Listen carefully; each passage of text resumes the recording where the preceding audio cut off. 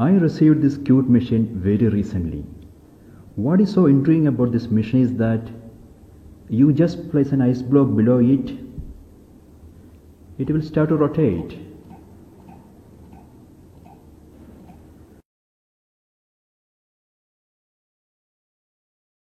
What is even more intriguing is that if I replace this ice block with a cup of hot water,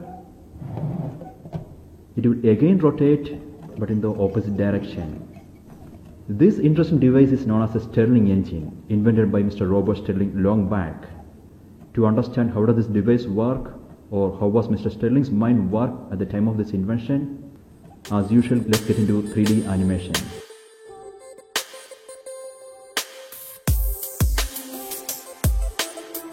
Il est difficile de croire que la simple présence d'une température basse et élevée constante peut entraîner un mouvement de pulsation comme celui-ci. Mais l'esprit génial de Robert Stirling est là. Pour commencer, il faut séparer les plaques chaudes et froides avec un matériau isolant. Nous allons introduire un cylindre épais et isolant appelé plongeur à cet effet. Si le plongeur se trouve au fond, il bloquera évidemment le flux de chaleur de la plaque inférieure, ce qui signifie que la majorité de l'air subit un transfert de chaleur avec la plaque froide supérieure et que le volume d'air se rapproche de la température de l'air ambiant. Si le plongeur est déplacé vers le haut, l'inverse se produira et l'air se réchauffera. Lorsque la température de l'air à l'intérieur de ce volume augmente, sa pression augmente également.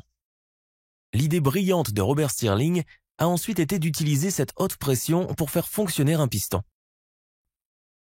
Ce même piston peut faire monter ou descendre le plongeur. Voyons comment il y est parvenu en pratique. Pour atteindre cet objectif, Robert Stirling a relié une autre manivelle sur le même arbre rotatif du piston, cette fois-ci avec un décalage de 90 degrés par rapport à la première manivelle. Maintenant, cette manivelle est connectée au plongeur. Il a également ajouté un volant d'inertie dans l'arbre, dont nous verrons l'utilisation plus tard. Voyons maintenant comment ces modifications ont permis d'atteindre les objectifs de Robert Stirling lorsque la plaque inférieure du moteur est chauffée. Commençons par la position la plus basse du piston moteur. Si vous vérifiez la position du plongeur ici, il est presque au milieu. L'air est évidemment chauffé, donc sa pression augmente, ce qui fait monter le piston.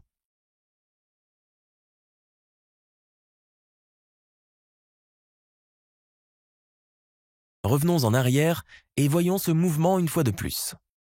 Observez simplement ce que fait le plongeur.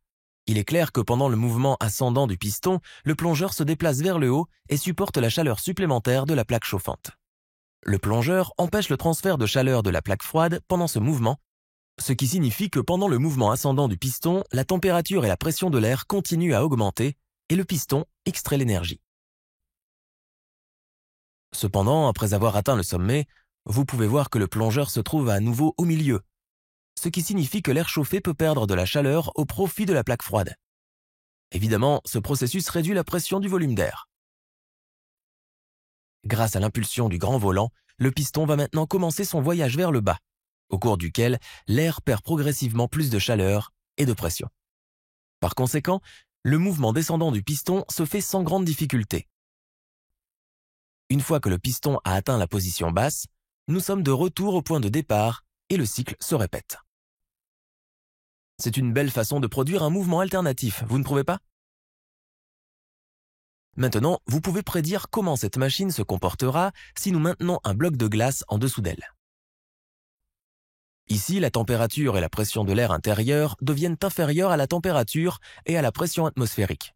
La basse pression à l'intérieur de la chambre signifie que la force agissant sur le piston sera dirigée vers le bas. Donc le piston doit se déplacer vers le bas. De cette façon, le moteur tourne dans le sens inverse.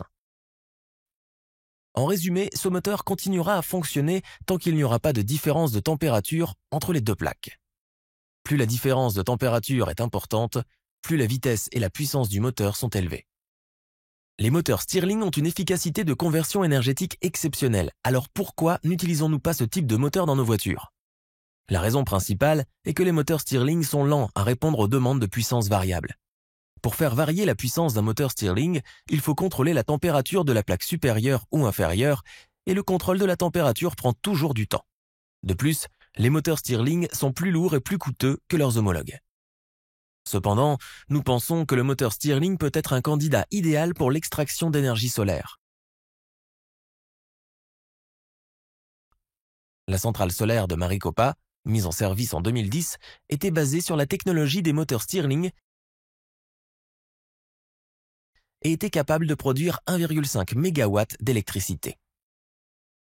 Ce projet a ensuite été abandonné en raison de préoccupations environnementales. Espérons que les ingénieurs modernes trouveront une application appropriée à l'invention géniale de Robert Stirling. N'oubliez pas de nous soutenir et merci de regarder la vidéo.